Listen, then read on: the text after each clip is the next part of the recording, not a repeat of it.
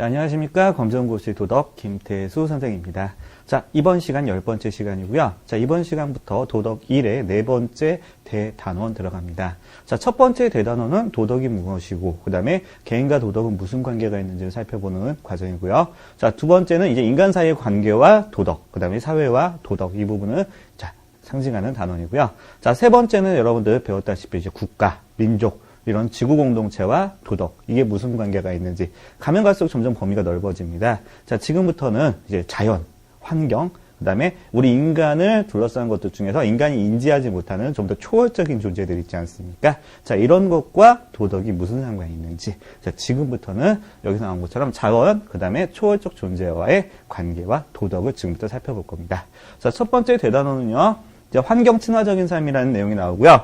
자, 이제 가장 대표적인 키워드로 한다면 이제 환경이라는 단어가 가장 대표적인 키워드가 되겠습니다. 자, 그럼 내용 살펴보면요. 자, 맨 처음에 나오는 게, 자, 인간과 환경의 관계로서 이제 환경이라는 단어에 대해서 여러분들이 본격적으로 공부를 해봐야 되는데, 자, 환경이라고 하는 건요, 쉽게 생각하시면 됩니다. 우리를 둘러싸고 있는 모든 게 다 환경이에요. 자, 우리 주변에 있는 모든 거 있죠. 이거 전부 다 뭐라고 한다? 환경이라고 한다. 이 환자가 둥글 한자죠. 그래서 자, 우리 주변을 둘러싸고 있는 모든 것은 보이는 대로 전부 다 뭐다? 환경이고요. 보이지 않는다고 해도 뭡니까? 전부 다 환경입니다. 우리 주변을 둘러싸고 있으면. 자, 환경의 종류는 크게 두 가지로 나눌 수 있습니다. 이건 뭐 사회 시간에도 여러분들 굉장히 중요하게 배우는 건데, 자, 첫 번째는 인간이 만든 게 아니라 자연이 우리에게 부여한 것. 자연이 우리에게 준 것들이죠. 이거 가리켜서 자연 환경이라고 합니다. 자, 사람의 힘을 더하지 않고 천연으로 이루어진 환경, 아니면 자연이 준 환경, 이걸 가리켜서 자연 환경이라고 하고요. 자, 이제 자, 생물적 요소로서 또 하나 뭐가 있다? 인간이나 그 다음에 동물이나 식물, 이런 것들이 있고요. 자, 무생물적 요소로서는요, 뭐 기후, 지형, 바람. 자, 생물과 무생물 차이는 다 아시죠? 그래서 자, 생명의 존재 여부에 따라서 나누는 걸 생물과 무생물이라고 하죠. 그래서 우리 주변에 둘러싸고 있는 환경은 자연환경과 인공환경, 그게 두 가지가 있고요. 자, 자연환경이라고 하는 건 사람이 힘을 더하지 않고, 이 말은 무슨 말이에요? 사람이 관여하지 않고 자연이 우리에게 부여한 이런 환경들을 자연환경이라고 한다. 자, 자연환경은 생물적인 환경, 이런 인간, 동물, 식물과 같은 생물적인 환경이 있고요. 자, 널리 보면 인간도 동물 속에 들어가는 거죠. 그 다음에 무생물적 요소로서는 뭐 기후가 뭔지 아시죠? 기후하고 날씨의 차이가 뭐예요? 물어보면 대부분의 사람들이 대답을 못합니다. 지리를 제대로 공부 안 하신 분들 같은 경우에. 자, 기후라고 하는 건요, 우리나라가 여름에 덥다 하면 제가 날씨예요, 기후예요? 이거는 기후를 가리키는 거예요. 자, 오늘 날씨는 춥다 하면 뭐예요? 이건 날씨입니다. 자, 그러니까 특정한 상태, 특정한 시간만을 가리키는 게 날씨고요. 기후라고 하는 건 그때의 평균적인 상태를 기후라고 합니다. 이런 차이점도 여러분 좀 아셨으면 좋겠고요. 지형, 땅의 생김새죠. 땅의 생김새인 지형은 이른바 사람들이 땅 깎아서 만들 수도 있잖아요. 여기서 말하는 지형이라고 하는 건 뭐 사막, 아니면 큰 산맥, 이런 것들, 화산 폭발, 이런 것들이랑 관련된 여러 가지 그 기후적인, 그 지형적인 특징들을 지형이라고 하고요. 바람, 여기서는 이제 바람 크게 두 가지가 있습니다. 풍속, 바람의 세기와 그다음에 바람의 방향을 상징하는 풍향, 이런 것들이 자, 무생물적인 요소의 자연환경이고요. 자, 인공환경, 자, 그 다음에 인공환경은 다른 말로 인문환경이라고도 합니다. 인간이 만든 거예요. 근데 인간이 만들었는데 인간이 왜 만들었어요? 인간이 편리함이나 이익 등을 위해서 만들어낸 환경. 자, 인간이 그럼 쉽게 말하면 뭐예요? 인간이 인간 스스로를 위해서 만들어낸 환경. 이거 가리켜서 인공환경이라고 표현한다. 다른 말로 뭐라고 표현한다? 인문환경이라고도 표현합니다. 자, 그래서 이건 눈에 보이는 것에서 도로, 운동장, 가로수, 다리, 건물. 자, 전부 다 뭐예요? 인간이 만들어낸 거죠. 그 다음에 눈에 보이지 않는 것에서 이제 인간이 만들어낸 건데 눈에 보이지 않는 가치 있는 것들이 있잖아요. 자, 사회 규범, 그 다음에 도덕, 예절 등 각종 제도나 사회 규범들, 이런 것들을 가리켜서 자, 전부 다 뭐라고 한다? 인공환경이라고 표현합니다. 자, 환경의 종류 크게 두 가지가 있다는 거 여러분들 잘 명심하시고요. 자연환경과 인공환경, 인공환경은 다른 말로 인문환경이라고도 한다는 거 같이 정리하셨으면 좋겠습니다. 자, 그러면 인간과 환경을 어떻게 바라보는지, 자, 인간이 환경을 바라보는 입장을 지금부터 보겠습니다. 자, 이제 제일 처음에 나오는 게 생태 중심주의적 관점이라고 해서 나오는데요. 자, 생태 중심주의, 다른 말로 이제 환경 중심주의 같은 말이거든요. 자, 생태, 환경이 중심이라는 거예요. 인간이 중심이 아니라, 사람이 중심이 아니라 우리 주변을 둘러싸고 있는 환경, 생태계가 중심이라는 거죠. 자, 그래서 지구를 하나의 생명체로 보며, 지구를 다른 말로 유기체로 본다고도 표현합니다. 하나의 생명체 대신 지구를 뭘로 본다? 하나의 유기체로 본다고도 표현합니다. 지구를 하나의 생명체 유기체로 보면서 인간도 자연의 일부이자 생태계의 한 구성원으로서 본다. 그럼 생태 중심주의적 관점의 가장 대표적인 포인트는 자, 우리 주변에 이제 환경이 있습니다. 환경을 이제 지구라고 표현해도 크게 무리는 없겠죠. 그 다음에 환경, 자연, 지구 전부 다 같은 말이죠. 환경과 인간이 있습니다. 뭐가 더 위에 있는 존재라는 거예요. 이거 포인트는. 환경이 인간보다 위에 있는 존재라는 겁니다. 이게 포인트겠죠?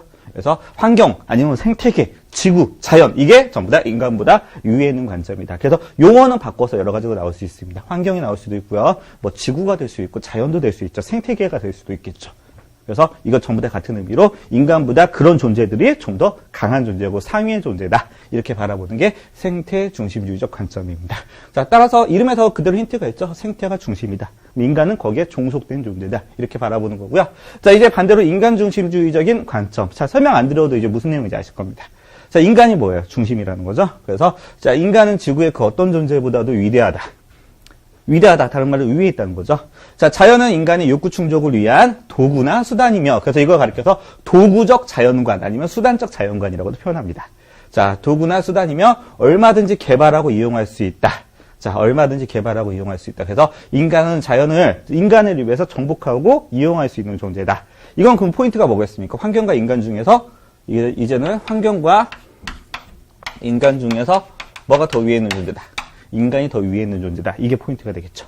그래서 환경과 인간 중에서 뭐가 더 위에 있는 존재냐를 바라보는 거에서 생태 중심적인 관점과 인간 중심적인 관점 이런 것들을 나누신다는 거. 자, 그러면 이걸 바라봤을 때 어떤 결과가 나왔는지 지금부터 살펴보겠습니다. 자, 생태 중심주의적 자연관을 봤을 때는 어떤 결과가 나와요?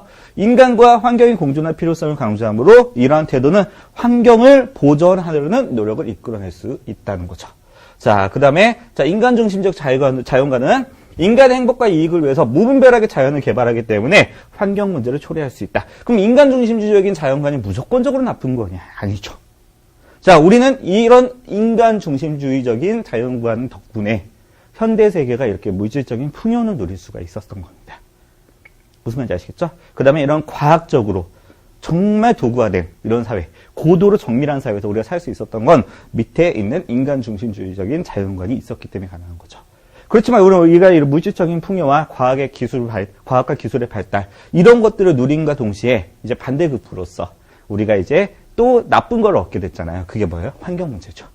그래서 자, 환경 문제를 대신 반대급부로서 나쁜 것으로 우리가 얻게 됐고요. 자, 따라서 이런 인간 중심주의적인 자연관의 폐해를 극복하기 위해서 뭐가 필요하겠습니까? 생태 중심주의적인 자연관이 필요하겠죠. 그래서 이 두 가지는 무조건 반대되는 개념이 아니라 서로 간에 어떻게 된다? 조화롭게 이루어진다. 이게 포인트가 되겠습니다. 자, 그러면 이제 이 두 개가 어떻게 조화롭게 이루어지는지 그걸 상징하는 단어가 나오거든요. 자, 다음 살펴보겠습니다. 자, 먼저 이제 환경 문제부터 살펴보고요. 자, 환경 문제, 그다음 환경 파괴 문제 여러 가지 문제로 쓰일 수 있죠. 자, 생태계 파괴, 이렇게도 쓸 수 있고요. 자, 다양한 환경 문제들 해가지고 이제 보통은 19세기 이후에 이제 서양 같은 경우에는 조금 더 앞서서 18세기 1700년대 이후부터 나타나는데, 자, 다양한 환경 문제들이 어떻게 나타난다? 첫 번째 환경 오염에서 대기 오염. 무슨 말인지 아시죠? 그래서 우리 주변의 공기가 굉장히 혼탁해지는 거. 그 다음에 물오염, 다른 말로 수질오염이라고도 하죠. 그 다음에 토양오염. 자, 그래서 이게 이제 도덕 시간에 나올 가능성이 굉장히 낮은데, 주어진 사례를 둘러싸고 이게 대기오염이니, 물오염이니, 토양오염이니 이렇게 구분하는 문제가 나올 수도 있겠죠. 물론 사회 시간에 나올 가능성이 훨씬 더 높지만, 사회나 과학 시간에 나올 가능성이 훨씬 더 높지만, 나올 수도 있겠죠. 그렇지만, 도덕에서 나오는 건 뭐예요? 이런 것들을 보여주고, 이런 것들의 원인이 뭡니까? 앞에 나와 있던. 자, 이거요. 인간 중심주의의 생태 중심주의예요. 이게 포인트죠. 그래서 주어진 자료를 둘러싸고 이게 어떤 관점에 의해서 나타난 결과인가. 이게 이제 시험에 도덕에서 나올 텐데. 자, 환경오염은 대기오염, 물오염, 토양오염 이런 것들이 있다. 자, 그 다음 자연생태계 파괴에서 자, 열대우림 파괴. 우리나라 같은 경우에는 삼림 녹화가 굉장히 잘 돼 있는 나라 중에 하나죠. 그렇지만 우리나라는 삼림 녹화는 굉장히 잘 됐다. 이게 뭐예요? 산에 나무는 많은데 문제는 쓸모있는 나무는 많이 없습니다. 그래서 우리나라는 굉장히 많은 목재를 수입하는 나라 중에 하나고요. 그 다음에 이제 지구온난화. 지구온난화와 관련돼서는 지금 현재 과학자들끼리 굉장히 뜨거운 논쟁 중입니다. 자, 현재 우리가 알고 있는 상식으로는 탄소라는 이른바 기체가 이른바 온실 효과를 일으켜서 지구온난화를 일으킨다. 이게 1800년대 후반부터 지금까지 쭉 사회를 지배해왔던 내용인데, 현재 많은 학자들이 그건 정말 인류 역사상 가장 큰 사기극이다 라고 주장을 하고 있습니다. 그 다음에 그들의 주장도 상당히 일리 있거든요. 저도 그럴 수도 있다고 봐요. 그렇지만 나는 그 탄소 문제가 지구온난화와 관련된 문제를 야기시킨다 라고 하는 거에 저는 개인적으로 부정적인 의견을 달고 싶은 생각은 없습니다. 어쨌든 간에 우리가 그런 주장이 있기 때문에 자, 우리가 환경 문제, 그 다음에 탄소 배출 관련된 문제에 대해서 관심을 가질 수가 있잖아요. 자, 그래서 지구온난화, 탄소 문제요. 그 다음에 오존층 파괴. 이거는 요즘에 많이 없어지긴 했지만, 이런 프레온 가스라고 하죠. 에어컨이나 뭐 스프레이, 이런 데서 냉매로 쓰였던 이 프레온 가스가 이게 오존층으로 가면 오존층을 급속도로 파괴시킵니다. 오존이라고 하는 게 무조건 좋은 건 아닙니다. 오존이 만약에 지 표면에 있으면 엄청나게 마시는 즉시 이게 독가스가 될 정도로 굉장히 인체에 치명적인 피해를 줄 수도 있는 건데, 이게 이제 지구의 대기권에 있으면서 이른바 자외선을 어느 정도 차단시키죠.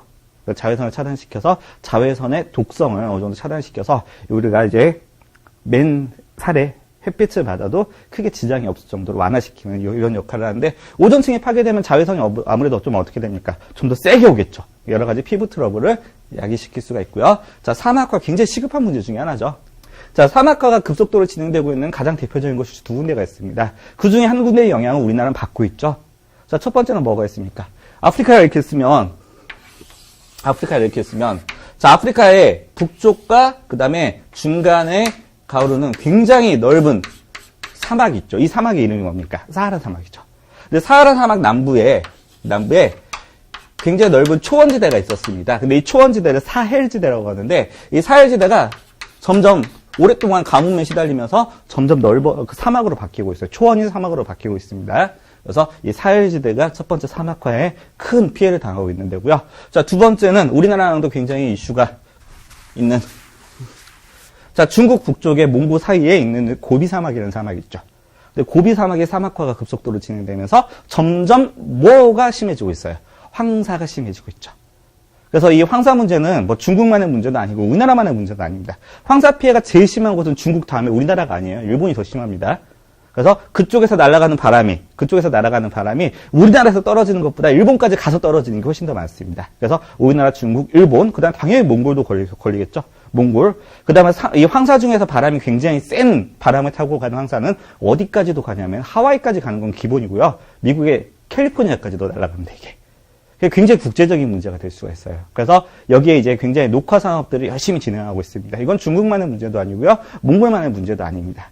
우리나라, 일본까지 전부 다 가입해서 열심히 현재 녹화 사업을 진행하고 있고, 그 결과 최근 몇 년간은 황사가 그래도 예전에 비해서는 확실히 줄어들고는 있습니다. 이게 과연 삼림 녹화 사업의 결과인지는 모르겠고요.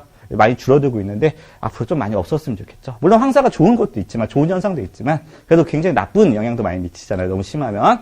자, 그 다음에 보겠습니다. 자원의 고갈 문제. 이게 굉장히 시급한 문제 중에 하나죠. 자, 물 부족. 전 세계에서요, 물이 넘치는 국가 거의 없습니다. 이게 한마디로 우리의 수요량에 따라서 그걸 충분히 공급할 수 있는 나라 전 세계에 거의 없다고 생각하시면 됩니다. 근데 특별히 우리나라 같은 경우 물 부족이 더 심한 나라 중에 하나거든요.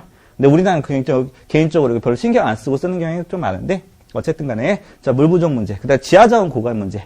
이른바 가채연수라는 개념이 있는데, 가채연수라고 하는 게 뭐냐면 우리의 가상으로 이 자원을 얼마만큼 채굴할 수 있는가를 표현한 겁니다. 그래서 제가 초등학교 4학년 때 선생님이 이런 얘기 하셨어요. 앞으로 30년 지나면 석유는 떨어진다. 제가 그 얘기 듣고 나서부터 주변에 막 기름 넣고 아무 거리낌 없이 기름 넣고 돌아다니시는 분들 보면, 와, 무슨 마음으로 저렇게 기름을 막 넣을까? 라고 막 이렇게 걱정을 했던 때가 있었는데, 자, 그로부터 7년이 지났습니다. 고등학교 2학년 때요.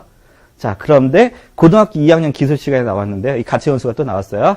그러면 7년 지났으니까 이제 몇 년 남아야 돼? 23년 남아야지 정상이죠. 근데 오히려 37년이 됐습니다. 오히려 7년 더 늘어났죠. 최근 들어서는 몇 년은 이제, 그로부터 30년이 지나버렸습니다, 이제. 30년이 지나가지고요. 자, 이제 석유 떨어질 때 거의 다 됐죠. 그때 당시 얘기를 한다면. 근데 최근에는 40년. 근데 제가 지금 가르치기 시작한 지 10년 쭉 넘었는데, 계속 40년이에요.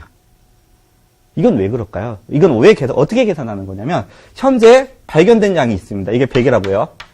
발견된 양이 100입니다. 근데 1년에 쓰는 양이 3이라고 합니다. 이렇게 계산하는 거예요. 그래서 현재 발견된 양과 현재 사용량을 계산한 거예요. 근데 이게 가치 연수가 계속 늘어나는 건 뭡니까? 가치 연수가 계속 늘어나는 건 발견량이 사용량 증가량보다 계속 증가했다는 거죠. 그래서 현재 40년이라고 한다는 건 현재 발견된 양은 100이면 1년에 우리가 쓰고 있는 양은 대략 한 2.5 정도 된다는 겁니다. 전 세계적으로 봤을 때. 그렇지만 확실한 거 하나는 언젠가는 석유 자원은 떨어집니다. 이게 빠르면 우리가 살아있는 동안에 떨어질 수도 있습니다. 언젠가 떨어지고요. 참, 그럼 인간이라고 하는 존재가 굉장히 괴물이죠? 자, 이 지구가 몇 억 년에 걸쳐갖고 축적시켜 놓았던 석유를 몇백 년 만에 딱 다 써버리게 생겼잖아요. 그 부작용이 어떻게 생길지도 모르겠고, 이런 굉장히 시급한 문제들이 나올 수가 있겠죠. 그래서 우리가 영원히 떨어지지 않는 자원, 이거 뭐 순환 자원이라고 하고요. 재생 자원이라고 하는데, 이제 우리가 모든 산업들을 이런 순환 자원과 재생 자원 위주로 돌려야 됩니다. 그래서 우리가 많이 연구하고 있는 거 있죠. 이거 100년에 걸쳐 가까이 연구를 해왔던 뭐 태양열, 그 다음에 뭐 요즘에 이제 가장 각광받고 있는 에너지 중에 하나인 뭐 수소 에너지, 이런 것들. 자, 우리가 이제 떨어지지 않는 에너지로서 많이 변환을 시켜야 되는데 아직까지는 부족합니다. 그래서 여러 가지 지하자원 고갈 문제도 굉장히 시급한 문제로서 다가올 수 있다는 거 정리하시고요. 자, 환경 문제 왜 생겼는지 보겠습니다. 자, 1800년대 이후에 자, 급속한 인구가 증가했다. 그럼 1800년대 이후에 무슨 사건이 있었죠? 이때 당시에? 1700년대 후반 1800년대에 들어서 이른바 서구의 선진국들이 급속도로 먹어가죠. 산업혁명이 시작되죠. 산업혁명이 시작되면서 우리가 경제적으로, 물질적으로 풍요로워집니다. 그러면서 인구를 많이 먹여 살릴 수 있는 인구 부양력이 점점 높아지게 되면서 인구가 폭발적으로 증가하게 돼요. 근데 이거 선진국문의 문제고요. 이제 2차 세계대전 끝나고 나서 1940년대, 50년대, 60년대를 거치면서 이제 못 사는 개발도상국들이 이때부터는 이제 인구가 폭발적으로 증가하기 시작합니다. 그래서 지금 이제 선진국들의 인구 문제는 정체가 됐어요. 그쪽은 이제 거의 안 늘어나고 있는데 문제는 이제 개발도상국들의 인구가 폭발적으로 늘어나면서 여러 가지 환경 문제를 야기시키고 있는 거죠. 자, 그 다음에 이거와 같이 따라오는 게 이제 산업화라고 하는 건 뭐예요? 이른바 제조업 생산의 비중이 굉장히 커지고 우리가 공업 위주의 사유가 되는 걸 산업화라고 하죠. 도시화라고 하는 건 뭐예요? 도시에 사는 사람들의 비율이 높아지는 걸 도시화라고 합니다. 자, 도시는 뭔데요? 면적에 비해서 많은 사람들이 모여 사는 게 도시입니다. 뭐 뜻은 어려운 게 아니에요. 그래서 점점 도시화가 많이 진행된다는 걸 그만큼 인구가 어떻게 되는 거야? 늘어난다는 걸 의미하는 거겠죠. 이러면서 자원 고갈과 오염이 심화되고 있다. 왜? 많이 쓰고 그다음에 많이 버리기 때문에 이런 문제가 생길 수밖에 없는 거죠. 자, 그 다음에 환경에 대한 인간의 잘못된 인식과 태도, 가장 대표적인 게 뭐가 있었습니까? 인간 중심적인 자연관이 있었겠죠. 서양의 도구적 자연관, 이런 것들 때문에 환경에 대한 인간의 잘못된 인식과 태도가 계속 만연할 수밖에 없고요. 그 다음 환경에 대한 인간의 무지라고 하는 건 뭐죠? 여러 번 나온 단어죠. 모르는 걸 말합니다. 그 다음에 무관심. 이런 것들 때문에 환경 문제들이 계속 심각해지고 있었다. 이렇게 정리하시면 되겠고요. 자, 그리고 나서 얘에 대한 대책으로서 뭐가 나오냐면, 자, 지속 가능한 발전이라는 단어가 나옵니다. 자, 여러분 도덕 시간에도 중요하고요. 사회 시간에도 중요합니다. 굉장히 중요한 단어예요. 자, 지속 가능한 발전이라고 하는 건 뭐냐면, 그러면 우리의 삶의 수준을 그렇다고 해서 일부 낮출 수는 없잖아요. 그래서 삶의 수준을 낮추지 않고 유지하고 발전시키기 위해서는 어느 정도 개발과 그 다음에 어느 정도 뭐 개발이 필요하겠죠. 근데 문제는 뭐냐면 우리 후손들, 미래 세대도 현재와 같이 인간이 살 수 있는 환경을 유지시켜줘야 된다는 거예요. 그래서 미래 세대가 필요로 하는 자원과 그들이 누려야 될 권리를 침해하지 않는 범위 내에서 우리가 필요를 충족시키는 개발과 발전을 하는 방식. 이걸 가리켜서 지속 가능한 발전이라고 합니다. 좀 더 간단히 말할게요. 지금 현재 지구는요, 사람이 살만한 공간 돼요, 안 돼요? 되죠? 괜찮은 공간을 가지고 있죠. 근데 앞으로 우리 후손들도 이렇게 우리와 같은, 아니면 우리와 좀 더 발전시킬 수 있는 삶의 수준을 누릴 수가 있는 이런 환경 속에서 살 수 있어야 되는데, 그걸 침해하지 않는 범위 내에서 우리가 개발을 하고 그 다음에 발전을 해야 된다. 이게 지속 가능한 발전이라는 말입니다. 자, 이게 원래는 뭐 도덕에서 나왔던 단어는 아닌데, 자, 이게 교과과정 개편되면서 이렇게 추가된 내용이기 때문에 여러분들 정리 잘 하셨으면 좋겠고요. 자, 그럼 지속 가능한 발전의 도덕적 의미 한번 살펴보겠습니다. 자, 미래 세대에 대한 도덕적인 의무다. 자, 그렇죠. 우리가 이제 미래 세대를 만들어 나가기 때문에 이 미래 세대에 대해서 우리가 책임을 져야 돼. 그럴 필요도 있겠죠. 그 다음 미래 세대가 누려야 될 환경 자원을 보호하고, 그 다음에 자, 미래 세대에 관한 우리가 도덕적 의무로서 자, 현재 환경을 지켜줘야 된다는 거죠.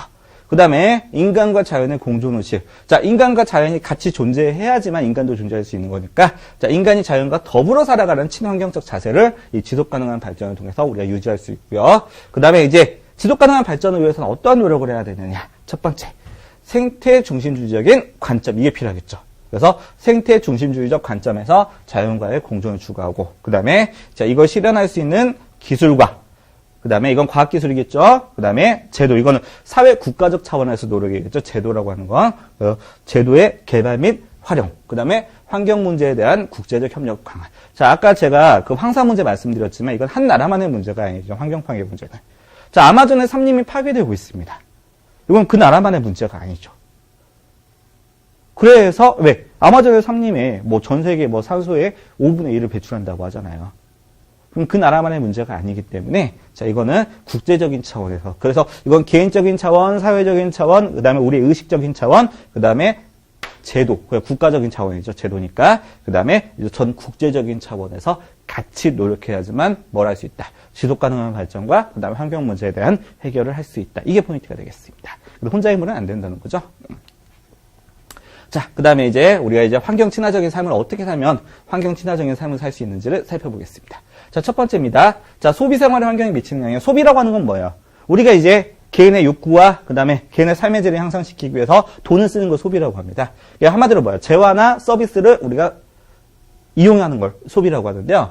자, 환경에 나쁜 영향을 미치는 소비 생활이 여러 가지가 있겠죠. 첫 번째 보겠습니다. 자, 편의주의. 편의주의라고 하는 건 뭐예요? 최대한 편리함을 추구하는 거죠. 그 다음에 편리함만을 추구하는 걸 편의주의라고 합니다. 그래서 환경에 나쁜 줄 알면서도 쉽고 편하게 처리하려는 방식.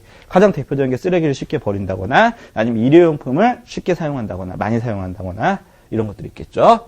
그 다음 이기주의에 따른 소비 생활에서 환경을 고려하지 않고 자신의 이익만을 중시한다. 이기주의라고 하는 건 뭐예요? 자신의 이익만을 중시하는 거, 이거 가리켜서 이기주의라고 하잖아요. 그래서 환경을 고려하지 않고 자신의 이익만을 중시하는 이런 사상. 그 다음에 물질 중심주의, 다른 말로 물질 만능주의라고 하죠.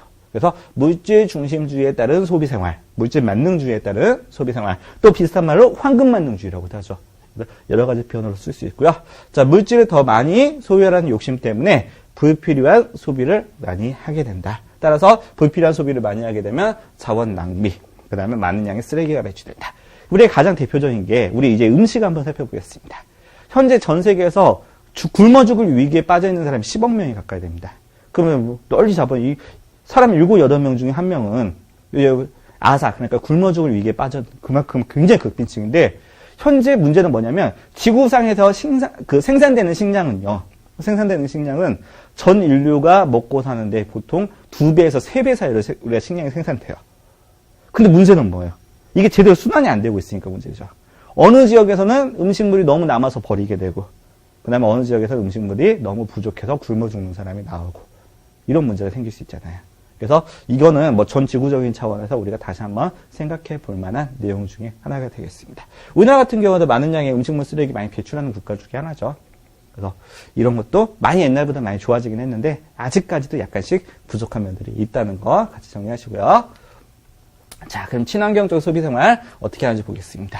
자, 소비활동이 환경에 미치는 영향을 최소화하는 거, 그 다음에 환경오염을 줄이고 자원을 아껴 쓰는 소비, 이런 것들을 가리켜서 뭐라고 한다? 친환경적 소비라고 한다. 자, 그럼 이 시험에는 친환경적 소비가 뭐니? 이렇게 물어보는 것보다 아무래도 친환경적 소비의 자세 중 올바른 것 아니면 잘못된 것을 고르는 문제가 나오겠죠. 그래서 친환경적 소비 생활의 종류 한번 보겠습니다. 자, 녹색 소비라고 해서요. 상품 및 서비스를 구매할 때 환경을 고려하여 친환경 제품을 구매하는 것. 요즘에 뭐 녹색 인증 마크 이런 것들도 있잖아요. 기왕이면 그런 것들 위주로 사용하는 거 말하는 거고요. 자, 그래서 이산화탄소 배출을 줄이고 자원을 덜 사용하는 방식으로 생산된 제품을 기왕이면 구매한다.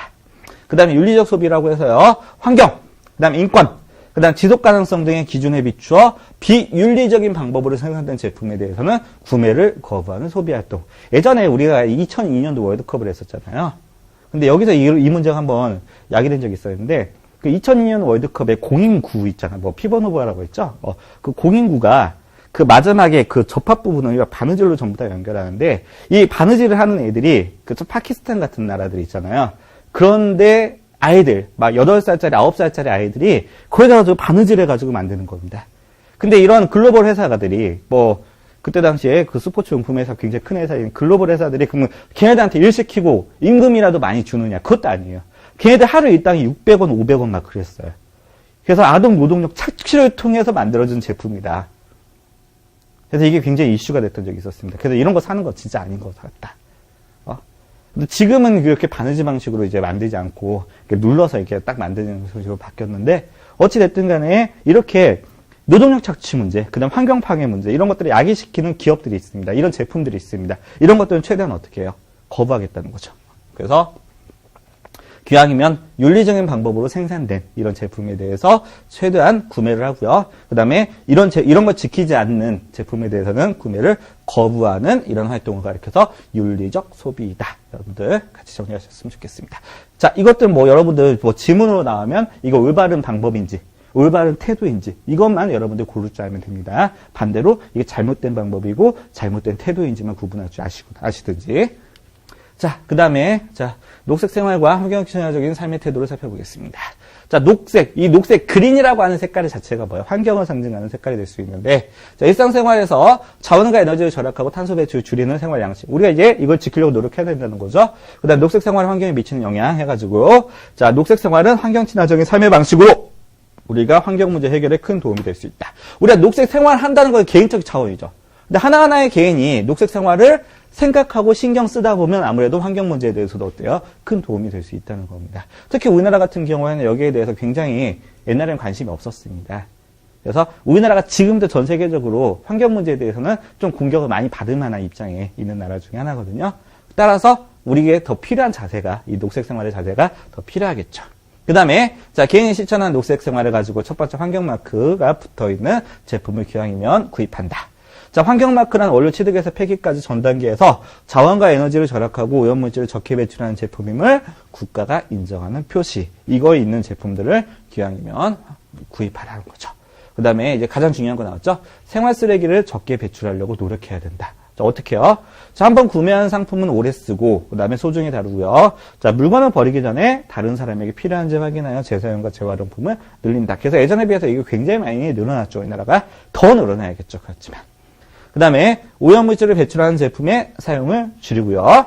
그 다음에 자가용 대신에 기왕이면 대중교통 이용하고 자전거 이용하고 그 다음에 합성세제 사용 최대한 줄이고 이런 것들. 그래서 저 어렸을 때도 뭐 샴푸 사용 줄여라. 그 다음에 이런 합성세제 사용 줄여라 이런 것들 되게 많았었죠. 그 다음에 뭐 이게 환경 문제 때문에 그런 건 아니지만 예전에 비해서 자전거 이용하는 것도 굉장히 커졌죠. 그래서 그 네이버 같은 데서도 보면 자전거 이용하는 사람들의 이런 카페들이 저도 가입했는데 뭐 네이버 전체에서도 몇 등 안에 들 정도 굉장히 큰 규모를 자랑하고 있는 이 정도로 많이 이용하고 있는데 예전에 비하면 그렇지만 여전히 다른 선진국들에 비하면 어떻습니까? 아직은 부족한 편입니다. 이렇게 이해하시면 되겠네요. 그래서 자 전체적으로 다 포인트는 뭡니까? 예전에 비해서 상당히 많이 좋아졌습니다. 상당히 많이 좋아졌는데 그렇지만 뭐예요? 아직 이거에 대해서 앞서 나가고 있는 선진국들에 비하면 아직은 우리나라가 부족하다. 이렇게 생각하시면 되겠습니다. 자, 그 다음에, 자, 환경 친화적인 삶을 위한 사회와 국가의 노력 나왔습니다. 자, 지금까지 앞에 나왔던 건 전부 다 뭐예요? 개인적 차원의 노력이겠죠. 근데 항상 개인적 차원의 노력만 가지고는 큰 이슈, 그 다음에 큰 영향을 만들어내기가 힘듭니다. 그러면 이제 그 다음에는 이제 사회나 국가적인 차원에서 노력해서 같이 들어가야 되겠는데, 자, 사회 중에서도 가장 대표적인 단위인 기업의 노력이 있습니다. 기업이라고 하는 건 뭐예요? 상품을 생산하는 곳이죠. 만들어내는 곳을 기업이라고 하는데, 자, 기업의 노력으로서 첫 번째, 상품의 생산 과정에서부터 유통, 그 다음 판매 전 과정에서 환경을 고려해서 해야 된다는 거죠. 그래서 기왕이면 환경 파괴물질, 오염물질 이런 것들 배출 덜하고, 기왕이면 또 하나 어때요? 환경 친화적인 생산을 하고, 이런 것들을 지켜야 된다는 거고요. 자, 국가는 항상 뭐가 나와야 돼요? 이제 국가는 제도적, 법적, 이런 것들을 확립시키는데요. 그게 국가의 역할이잖아요. 그래서 자 국가의 노력에서 녹색 기술 개발을 장려하고요. 그 다음에 재활용 관련 산업을 육성하려고 노력하고요. 그 다음에 국민의 환경 의식을 가지도록 교육하고 홍보한다. 그 다음에 자 환경 보존 이제 진짜 이제 국가가 직접적으로 노력할 수 있는 거죠. 환경 보존에 필요한 법률과 제도를 마련하고 집행한다. 자 법률과 제도를 마련할 수 있는 곳은 국가밖에 없잖아요. 그래서 국가가 나서는 건 항상 법률과 제도, 정책 이런 말들이 항상 같이 들어갑니다. 그래서 마련하고 집행한다. 자, 그 다음에 국제사회 보겠습니다. 인류와 생태계의 건강을 위해서 국제협약을 지속적으로 이행한다. 자, 그러면 정리 한번 해볼게요. 자, 환경 문제를 해결하기 위해서는, 그 다음 환경 문제를 예방하기 위해서는 개인적인 차원의 노력과, 그 다음에 기업과 같은 사회적 차원의 노력과, 그 다음에 국가의 노력, 그 다음에 자, 국제사회의 노력이 다 같이 어때? 어우러져서 정리를 해야 되는 겁니다. 그래서 어느 하나라도 빠지면 이건 제대로 효과를 거두기가 힘들다. 이렇게 이해하시면 되겠습니다. 자, 읽기 자료에서 첫 번째 나오는 게 생태 발자국 지수라고 하는 읽기 자료 살펴보겠습니다. 자, 여러분들 교재에 보면요. 자, 98페이지 맨 밑에 나와 있는 건데요. 자, 생태 발자국 지수란 1996년 캐나다의 경제학자인 마티스 웨커네의 결과, 그 다음에 윌리엄 리스가 제안한 개념으로서요. 자, 인간이 지구상에서 살아가기 위해서 자원을 이용하고, 그 다음에 폐기물을 처리하는 데 필요한 비용을 토지 면적 단위인 헥타르로 환산하여 나타낸 것이다. 헥타르라고 하는 건요, 대략 면적이 어느 정도 되는 거냐면, 이렇게 정사각형으로 이렇게 나눴을 때, 한 변의 길이가 이제 100m, 여기가 100m. 이렇게 되는 거 이제 헥타르라고 합니다. 100m, 100m를. 그래서 10m, 10m를 이제 아르 이렇게 표현하고요. 그 다음에 이제 1000m, 1000m. 1km, 1km가 되면 뭐가 되는 거예요? 1제곱킬로미터가 되는 거죠. 그래서 이거는 대략 한, 만분의 1 정도 되는, 0.01이니까 100분의 1 제곱킬로미터 정도 되는 건데, 자, 이 헥타르로 환산하여 나타낸 것이다. 현재 지구가 감당할 수 있는 생태 발자국 지수는 1인당 1.8 헥타르 정도인데, 자, 한 명이 배출하는 환경 오염 물질을 지구가 정화를 시키려면 대략 얼마 정도 필요한다는 거예요? 1.8 헥타르. 그러니까 헥타르 2개 정도가 필요하다는 거겠죠? 그렇지만, 선진국으로 갈수록 이 수치가 점점 커지는 것으로 나타났다. 그럼 뭘 의미하는 거야? 아무리 선진국 사람들이 노력을 한다고 해도 문제는 선진국 사람들이 훨씬 더 많은 환경적인 소비를 하고 있다는 거죠. 자, 한국은 1995년을 기준으로 1.8 헥타르를 넘기 시작했고, 자, 2007년에는 1인당 3.8 헥타르이던 것이 2008년에는 4.6까지 이르렀다는 거죠. 이는 조사 대상 149개국 가운데서 29번째로서 세계 평균 2.7 헥타르에 비해서 약 1.7배가 높다. 여기서도 중요한 겁니다. 세계 평균이 2.7이에요. 지구 자정 능력은 얼마입니까? 1.8이죠. 자, 세계 평균은 2.7인데 지구 자정 능력은 1.8입니다. 현재 상태에서 계속 유지가 된다면 환경은 계속 파괴될 수밖에 없다는 거죠. 그런데 우리나라는 얼마까지 갔다? 4.6. 지금 5 넘었겠죠. 그러니까. 자, 그래서 그 주요 원인은 어업과 그다음에 탄소 배출량으로 손꼽힌다. 자, 지구상의 모든 사람들이 우리나라 사람들과 같이 소비를 생활을 하려면 약 3개의, 여기서 3개입니다. 3개의 지구가 필요하다. 자, 그만큼 우리나라 사람들이 아직은 이런 환경 문제에 대해서는 전 세계적으로 굉장히 공격을 받을 만한 이슈가 굉장히 많습니다. 물론 환경 문제에 대해서 가장 큰 책임 있는 나라는 어떤 나라일까요? 이 나라 독보적입니다. 이 나라는 진짜 전 세계 모든 나라로부터 공격을 받아도 할 말이 없어요. 이게 어디예요? 미국입니다. 미국은 세계에서 뭐 오염물질 배출하는 거, 소비하는 거 모두 다 독보적인 1등입니다. 우리나라 4.8, 4.6, 5 이렇게 된다고 하잖아요. 미국은 몇 배입니다. 아시겠죠? 그 다음에 미국은 탄소 배출량, 우리나라가 전 세계 탄소 배출량의 대략 한 2% 정도를 우리나라 혼자 배출해요. 근데 220개 나라가 있기 때문에 이 2% 정도면 50분의 1이잖아요. 전 세계 평균의 대략 4배 넘는 양을 우리가 배출하고 있다는 거죠. 근데 미국 같은 나라는 전 세계 탄소 배출량의 30%를 혼자 배출합니다. 대단한 나라죠. 이런 나라도 있습니다. 그 다음에 앞에, 자, 페이지 잠깐 넘어가서요. 95페이지 한번 보세요. 95페이지 보면 시험에 절대 나오진 않습니다. 그래서 여기다 따로 정리는 하지 않았는데, 그냥 우리 상식적으로 한번 정리 한번 해드릴게요. 자, 국제 관련 환경 협약들에서 몇 가지가 나오잖아요. 근데 여러분들 그 중에서 딱 2가지 정도는 여러분들 아셨으면 좋겠습니다. 첫 번째 나오는 게 람사르 협약 나오죠. 람사르 협약은요, 전 세계에 있는 습지나 늪지에 대한 보호를 다루고 있는 겁니다. 자, 우리나라 같은 경우는 여기에 굉장히 중요한 포인트가 되는 곳을 우리나라가 가지고 있는데, 우리나라 서해안과 남해안에 있는 갯벌이 있죠. 이 갯벌 같은 경우에는 람사르 협약에 굉장히 중요한 관심 대상으로서 다루고 있다는 거 그냥 간단히 정리하시고요. 자, 그 다음에 이제 3번째 나와 있는 교토의정서 있죠. 위에 나와 있는 기후변화 협약은요, 교토의정서를 이제 포함한 겁니다. 그래서 교토의정서 같은 경우는 1997년에 전 세계 선진국들을 이제 온실가스, 그러니까 탄소 배출량을 조절하자라고 했던 게 교토의정서입니다. 그래서 1997년에 선진국들 나라들이 우리가 자정적으로 먼저 나서서 온실가스 배출량을 줄이자 해서 했는데 2001년도에 가장 많이 배출하는 나라가 어떤 나라라고 했죠? 미국이라는 나라가 있다고 했죠. 혼자 30%를 배출합니다. 2등이 중국인데 7%예요. 중국 7%, 2등, 1등이 미국인데 30%예요. 근데 이 미국이 갑자기 배제하고 탈퇴해버렸어요. 여기에. 우리나라 같은 경우는 이때 당시 1997년도에는 선진국이 아니라 개발도상국에 들어갔기 때문에 이때는 온실가스 규제 대상 국가에 들어가지 않았습니다. 이게 2012년도에 다시 지켜보기로 했는데 2008년도부터 2012년도까지가 들어갈 수 있는 나라는 다시 들어가라. 그래서 이게 고려기관이었어요. 그래서 여기에 들어갔던 그때 안 들어갔는데 새롭게 들어간 나라가 뭐 카자흐스탄 이런 나라였거든요. 근데 이게 여기에 이제 규제 대상에 들어가지 않는 나라 중에서 탄소를 제일 많이 배출하는 나라가 우리나라하고 멕시코입니다. 그래서 우리나라하고 멕시코 같은 경우에는 지금 국제적인 압박을 계속 당하고 있어요. 그러고 나서 2012년도부터 20년도까지 들어가야 되는데 우리나라는 2012년도 넘어서부터는 그래 우리가 들어가겠다. 그래서 누가 가입을 강제하지 않았는데 그 다음에 우리는 들어갔습니다. 2012년도에도 우리나라는 개발도상국 지위를 선진국이 아닙니다. 아직까지 개발도상국 지위를 여전히 유지하고 있었는데도 불구하고 우리가 하도 국제적인 눈치를 많이 볼 수밖에 없잖아요. 왜? 많이 배출하니까. 그래서 들어갔습니다. 그래서 우리나라가 이제 교토의정서에 들어갔다는 거. 그 다음에 최근 들어서는 이건 별로 강조되지는 않습니다. 자, 몬트리올 의정서라고 하는 것도 있는데요. 자, 몬트리올 의정서는 이제 프레온가스 규제 협약입니다. 간단히 정리하시고요. 자, 그 다음도 보도록 하겠습니다. 확인 문제요. 자, 우리 삶의 터전으로서, 자, 우리를 둘러싼 모든 것을 무엇이라고 합니까? 자, 우리 둘러싸고 있는 모든 것.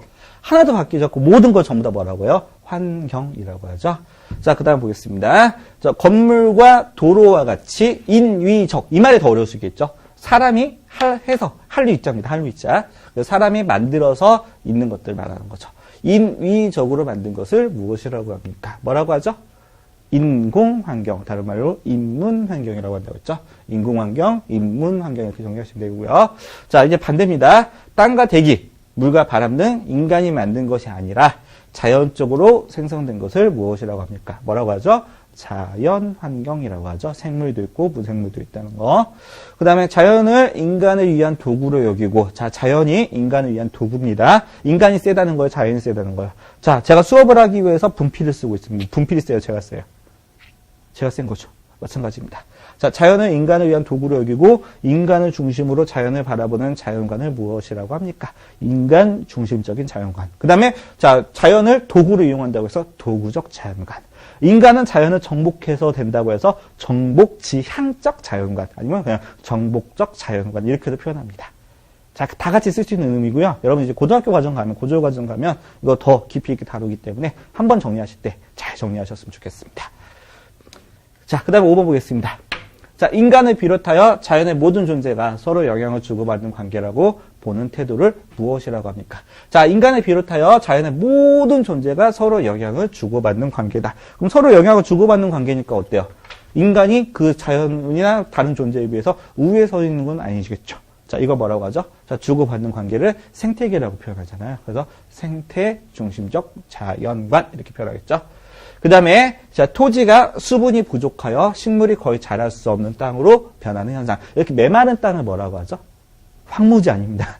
황무지는 안 사용하고 있는 땅이에요. 자, 메마른 땅이 무엇이라고 물어보면 사막보다 더 어려운 말인 황무지를 이렇게 대답하는 학생들이 있어요. 아니죠? 메마른 땅이라고 하는 건 우리가 뭐예요? 수분이 없는 땅을 말하는 거죠. 이런 땅을 가리켜서 사막이라고 표현합니다.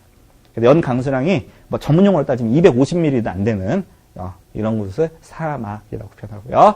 자, 그래서 식물이 거의 자랄 수 없는 땅으로 변하는 현상이니까 사막화라고 표현한다겠죠. 우리나라 이제 황사현상하고도 연관이 있는 것이고요. 그 다음에 오래전에 땅속에 묻힌 생물들로부터 만들어진 에너지 자원을 무엇이라고 하는가? 자, 땅속에 묻힌 생물들이 현재까지 남아있는 거 뭐라고 하죠? 화석이라고 하죠. 그 다음에 아주 옛날부터 지금까지 있는 것들 있잖아요. 뭐 살아있는 화석이라고 표현하잖아요. 뭐 생물들 중에서는 뭐 상어나 악어 같은 것들, 뭐 공룡보다 더 앞선 시대에 있었던 것들이니까. 그 다음에 뭐 나무들 같은 경우에 뭐 세케이아 나무, 그 다음에 우리 주변에 볼 수 있는 뭐 은행나무, 이런 것도 있잖아요. 자, 이런 것들을 이제 살아있는 화석이라고 하는 그 화석. 그 다음에 연료가 되는 거니까 뭐예요? 에너지 자원 연료죠? 그래서 이걸 가리켜서 화석 연료라고 하죠. 화석 연료의 가장 대표적인 거 두 가지가 뭐가 있습니까? 석탄하고 석유죠. 그 다음에 또 하나 더 쓰자면 뭐 천연가스, 이런 것들까지 같이 정리하셨으면 좋겠고요. 자, 그 다음 8번입니다. 환경을 파괴하는 기업의 상품을 거부하고 소비행위를 통해서 환경을 보존하여 유한한 자원을 서로 나누어 생명을 지키고자 하는 것을 무엇이라고 합니까? 우리가 자, 기업의 상품을 거부하고 소비행위를 통해서 환경을 보존한다고 했습니다. 자, 소비행위랑 상관이 있겠죠? 환경을 지키려고 하는 소비. 이거 가리켜서. 자, 환경과 상관이 있는 색깔, 무슨 색깔? 녹색이라고 했죠? 그래서 이런 소비를 가리켜서 녹색 소비 활동이라고 하겠죠. 자, 여기까지 해서요. 자, 마지막 단원의 첫 번째 파트 마무리했습니다. 자, 그럼 다음 내용 먼저 살펴보고 마무리하겠습니다. 자, 다음 내용은요. 이제 자연 초월적 존재와 관계에서 이제 우리의 삶이라고 하는 거 뭐예요? 이제 인생이죠. 사람 태어나면서 어느 순간 죽잖아요. 그거 과정을 삶이라고 하는데 이 삶의 소중함과 그다음에 도덕이 무슨 연관이 있는지. 그래서 이제 다음 시간에 가장 대표적인 키워드는 뭐가 되겠습니까? 이제 삶이 되겠죠. 이번 시간에는 환경, 다음 시간은 삶에 대해서 살펴보겠습니다. 자, 수고 많으셨습니다.